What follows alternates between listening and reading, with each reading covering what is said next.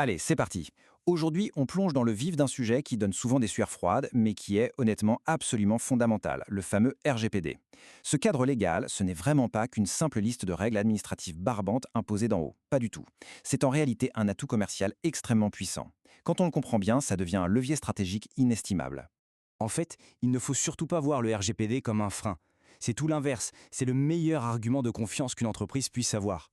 Pour les entrepreneurs, maîtriser la protection des données, c'est littéralement bâtir une relation en béton armé avec sa clientèle, tout en sécurisant ses opérations au maximum. À l'ère du numérique, on le sait tous, la confiance, c'est la devise la plus précieuse sur le marché. Première partie, le RGPD, un véritable atout de confiance. Deuxième partie, cadrer la collecte des données. Alors, le tout premier concept indispensable, c'est la finalité. Imaginons un bras mécanique hyper précis qui vient placer une cible exactement au centre d'un tableau. Une entreprise ne peut tout simplement pas collecter des infos des gens au cas où, en se disant que ça servira bien un jour. Non, l'objectif doit être ultra précis, légitime et surtout défini à l'avance. Par exemple, si une adresse email est collectée juste pour une newsletter, impossible de la revendre ou de l'utiliser pour du démarchage téléphonique par la suite. Chaque donnée a sa mission et une seule. Ensuite, on a le principe de la licéité, la base de la base. Représentons-nous un doigt qui vient cliquer volontairement sur une case de consentement qui n'était pas précochée. Ce petit détail change tout. Pour manipuler une information, il faut absolument s'appuyer sur du solide, soit un consentement clair de l'utilisateur, soit l'exécution d'un contrat, soit une obligation légale. Sans l'un de ces piliers, on ne touche à rien, c'est la règle. Et puis, il y a la minimisation. Là, c'est un peu comme un immense entonnoir numérique qui filtrerait des dizaines de champs de texte pour n'en laisser passer que deux essentiels, un prénom, une adresse email, et c'est tout. La logique est implacable, moins on amasse de données, moins on prend de risques en cas de piratage. On vise la stricte nécessité, on jette le superflu. C'est une hygiène numérique de base.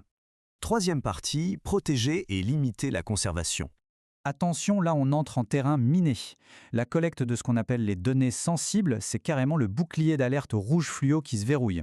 Les infos sur la santé, les opinions politiques, la religion, les origines, c'est une interdiction stricte en règle générale. L'idée, c'est de prévenir à tout prix la moindre petite discrimination ou fuite qui pourrait ruiner la vie privée de quelqu'un. Ce qui nous amène à la règle de la conservation. Imaginons une horloge qui tourne à toute vitesse et qui vient dissoudre les vieux fichiers dans le temps. Parce que non, en matière de données, rien n'est éternel. On n'est plus à l'époque où on accumulait des téraoctets de vieux dossiers. Dès que l'objectif est atteint, ou mettons après 3 ans de silence total d'un client, pouf, la donnée doit disparaître des serveurs ou être complètement anonymisée. Bon, il y a quand même une exception super spécifique à retenir. Le chiffre 10. C'est le délai légal de 10 ans pour conserver les factures. Mais attention à la subtilité. Ces fameux documents comptables ne doivent pas traîner n'importe où. Ils doivent être mis au frais, dans une base d'archives bien séparée, un vrai coffre-fort numérique, loin des outils marketing qu'on utilise tous les jours. Quatrième partie, sécurité, transparence et droit. Face aux hackers, l'obligation de sécurité, c'est vraiment non négociable. Visualisons un gros cadenas qui claque en se refermant, avec une barrière néon infranchissable. C'est exactement le rôle du chef d'entreprise, bloquer les brèches. On parle de mots de passe blindés, de double authentification partout, de HTTPS. Il faut savoir qu'un gros dérapage à ce niveau, ça peut coûter jusqu'à 4% du chiffre d'affaires mondial en amende. Donc on ne plaisante pas. La protection doit être parfaite. Et tout cet arsenal, ça donne littéralement des super pouvoirs aux consommateurs sur leurs propres infos. C'est pour ça que les politiques de confidentialité doivent ressembler à un texte hyper limpide qui défile de façon fluide sur un smartphone sans un seul mot de jargon juridique incompréhensible. Cette transparence, elle garantit 3 choses, le droit d'accès, le droit de rectification et bien sûr le droit à l'oubli. En fin de compte, le vrai boss de la donnée, ça reste le public. Cinquième partie, transferts internationaux et conformité. Prenons un peu de recul. À l'échelle mondiale, l'Europe, c'est comme un dôme de protection ultra robuste.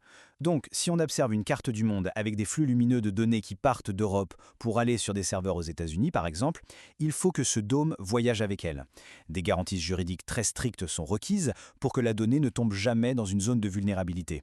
Le niveau de sécurité européen doit la suivre partout. Pour synthétiser un peu tout ça, ces principes, ce sont nos 8 règles d'or. Et le truc à retenir absolument, c'est que ce n'est pas une petite tâche qu'on fait une fois dans l'année pour se rassurer. Pas du tout. C'est une vraie checklist opérationnelle quotidienne. C'est de l'hygiène d'entreprise, une vigilance de tous les instants pour rester toujours au top de l'excellence. Pour finir sur une vraie réflexion stratégique, comment est-ce qu'une organisation peut transformer ses obligations un peu lourdes en un avantage concurrentiel massif? La maîtrise de tout ça, ça s'apprend et ça s'entretient en continu. C'est exactement ce que proposent les prochains modules de formation FMD. C'est l'occasion en or d'approfondir ces piliers et d'aborder ces enjeux sereinement. Merci d'avoir suivi cette exploration détaillée et à très bientôt pour décrypter de nouvelles stratégies.